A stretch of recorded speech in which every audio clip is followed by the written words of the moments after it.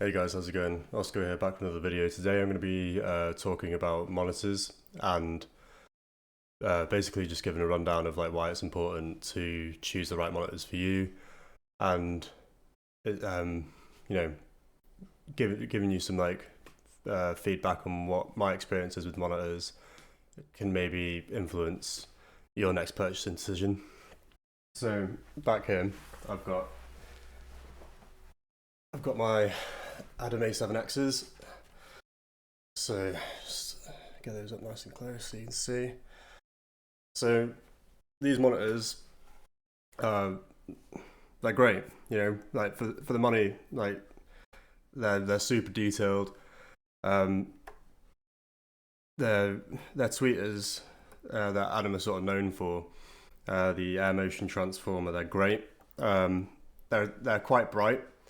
They're super detailed for transients and stuff. They're great. Um, they're just they're like super pinpoint. I do have a gripe with these monitors. I've got a couple gripes to be fair. The tweeter, because it's a folded ribbon design. Ribbon tweeters of the past, the ones that weren't folded, they had a super tight um, they had a super tight dispersion pattern. So basically, if you moved your head slightly left or right, you'd lose fidelity in the high end if it wasn't pointing straight at your ear. And for studio use, when if you're moving about and you're maybe working with someone else, it's not ideal. Or if you're moving to like go touch some outboard, it's difficult to make a decision like whilst doing that. So what they did was they folded it so that it'd have like a wider horizontal pattern. But the thing is, it's still got like it's the vertical plane is still really narrow. So it's like what I didn't realize for like the first few months of using them is I didn't have them pointing at my ears, and it was only until I got stands off the desk and like raised them up and then angled them to face my ears where I could really get that sense of stereo width and like the image and being able to pan things properly, and especially for like high end like hats and percussion and bits. Um, so yeah, if you do have these, like get them up on stands, get them facing at your ears. It's really important, and that's as much as I'll go into detail on the high end. Like they're great. Like for the price, the tweeters are you can just listen to them for hours without having ear fatigue. It's great. Um, the the woofer is like it's like a plastic fiberglass. Like it says it's glass slash carbon fiber, but it feels like a plasticky fiberglass. Um, Now they're super punchy. Like they go down to they say they go down to 40 hertz. Like you know they go down flat to about like 45, 50. But in terms of like hearing detailed sub, like these they're too small. Like they're not great for monitoring low end. Um, like it's for making like the sort of music that I make. It's like it's sound system music. Like it is all about the low end. And like not being able to hear that properly on these has been quite frustrating considering how much you pay for them. Now, there's only so much you can expect from a cabinet this size. Like, it's but these matched with the sub, which I've experienced at my uni. Um, like these are great with the sub. Like because it takes all the weight off of the mid range, and like this goes for all monitors in general. If you can match them with a sub, this driver isn't moving so much. It's only focusing on the mid range, and when you alleviate this monitor with, and like you pair it with a sub, and you let this become the mid range monitor from like 80 hertz upwards. It's great. Like it's super detailed. It's punchy. It's tight. It's really focused. So if you do have a set of monitors that are like, 5 to 7, maybe even 8 inches, if you can pair those with a sub and let that driver just focus on the mids, then you're going to get a hell of a lot more detail out of it because the woofers aren't moving so much. It's not trying to cover so much of the frequency spectrum.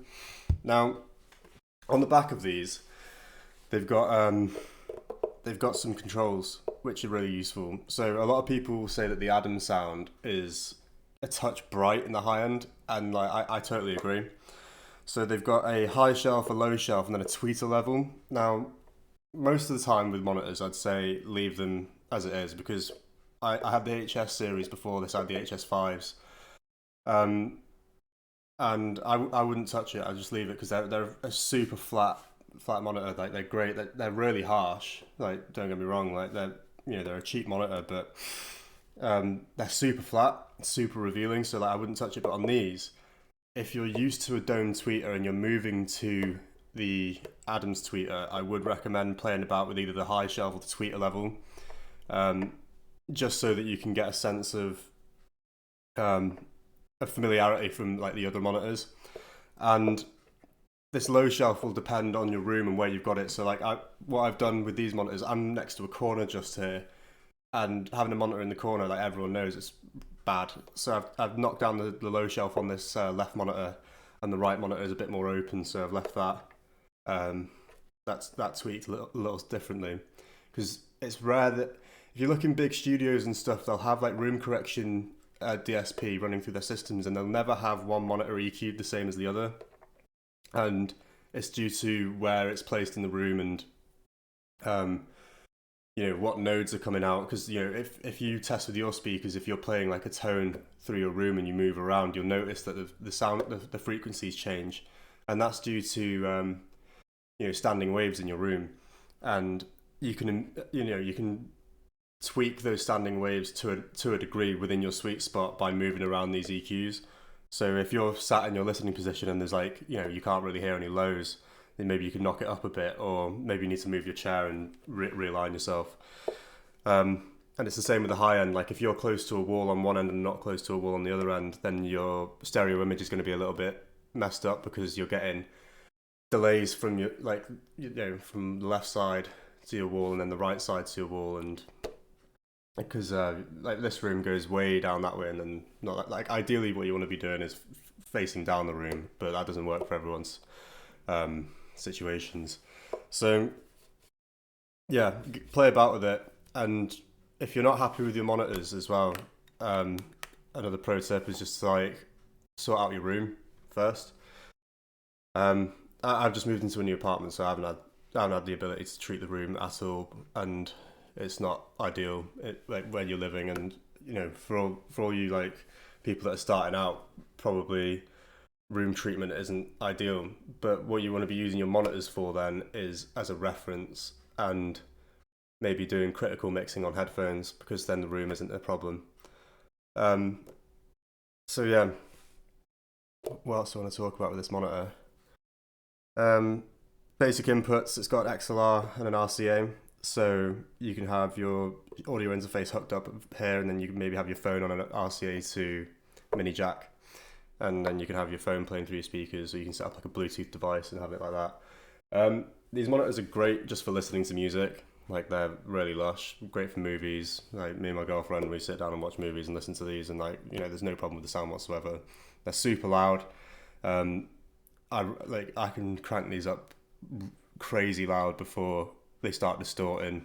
Like you probably don't want to be playing these at the point where they're getting distorting, because you'll probably just do your ears in. But yeah, they're a wicked monitor. If you're thinking of like taking a step up and investing in your music, like fully recommend getting these. Maybe I'd recommend for bass heavy music going for the A7Xs if you can afford it. That's the same as these, but it's got an extra woofer on the top. They're quite large, but I've heard them firsthand, and they sound wicked. They go comfortably down to like 30 hertz. You can hear some like good sub on them. You can probably get away without using a sub on those. They sound great, and yeah, totally recommend getting these. I'll leave a link in the description below for anyone who wants to get them. If you're based in the UK or whatever, then I'll leave a link. But yeah, hope you enjoyed the video, guys. Peace.